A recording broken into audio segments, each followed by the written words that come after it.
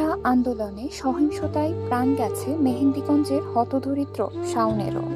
দিশেহারা পরিবার। ঢাকায় কোঠা সংস্কার আন্দোলনে সহিংসতায় প্রাণ গেছে বরিশালের মেহেন্দিগঞ্জ উপজেলার শাওন নামের এক হোটেলের কর্মচারীরও।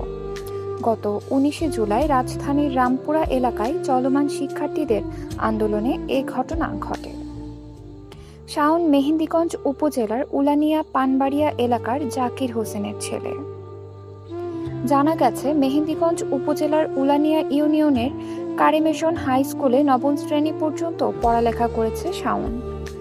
পারিবারিক অসচ্ছলতায় দীর্ঘ ৪ বছর পূর্বে কর্মের খোঁজে রাজধানীতে পাড়ি জমায়।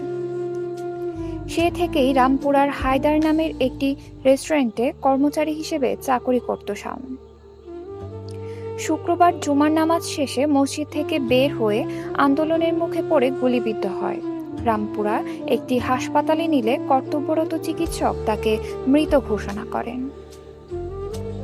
নিহতের বাবা জাকির হোসেন জানান, আমার ছেলে নামাজ পড়ে শিক্ষার্থীদের আন্দোলনে অংশ নেয়। তার সাথে ২ বন্ধুও ছিল।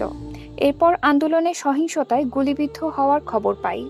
শাওনের কর্মরত হোটেল মালিক আমাকে খবর দিয়ে হাসপাতালে যেতে ঢাকা দেশে থেকে পড়ালেখা ছাড়িয়া ঢাকা গেছে।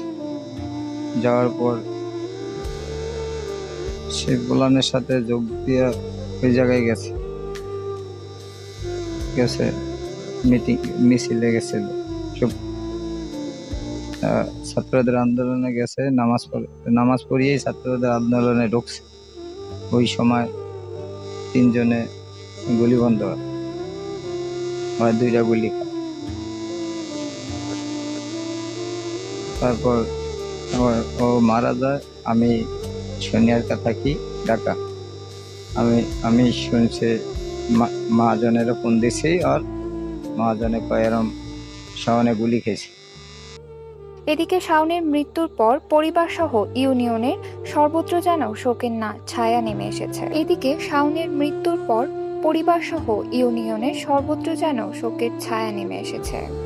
নিহত শাওনের একমাত্র ছোট বোন আফরিন আক্তার তার ভাইয়ের দেয়া নানা উপহার বুকে জড়িয়ে শোকে দিশাহারা হয়ে পড়েছে। মা আমি বাসায় আইছি, আর অনেকক্ষণ হয়েছে মতো আমি বাসায়। ফোন দেয় না মতো, আমার মোবাইলে টাকা ছিল, আমি ফোন দিয়া জানি তুমি কই। এর মধ্যে শব্দ শুনি, মানে শব্দ শুনি ওই বাসার আসে। এই সময় নামাজ পড়িয়া যে বাসার তো না আসে না, ওই হেন ছাদের উপরে বাসার দ্বারই বলে রোডের পাশেই বলে যে বাসাও আর কাজ করে হেইয়া রেস্টুরেন্ট। আমি দেখি নাই, ওরা কয়েছে আগে পরে। তাই পরে কি ওরকম শব্দ শুনি যে মানে মানুষের হই আল্লাহ। তাই মনে করছি কি ওই আবার মোবাইলে গেমস খেললে, গেমসই খেলো, কোনো বাইরে খেলে কোনো যায় না। গেমস খেলে, গেমস মনে করেন, আমি মনে করছি গেমস খেলে দেখে ওই কথা কইতে বিরক্ত বোধ করে। তাই আমি কি বল না, মোবাইল কাটটা দে, মোবাইলে একটু অল্প আছে, আবার লাগলে পরে কথা কই। কথা কইতে পারে না, কয় মা কি কন বুঝি না, মা আমি কি কন বুঝি না। মা আমা কইছে এর মনে ৫-১০ মিনিট পর আবার কই কাটটা দে, মোবাইলটা কাটটা দেওয়ার পর আবার ১০ মিনিট পর দিছি।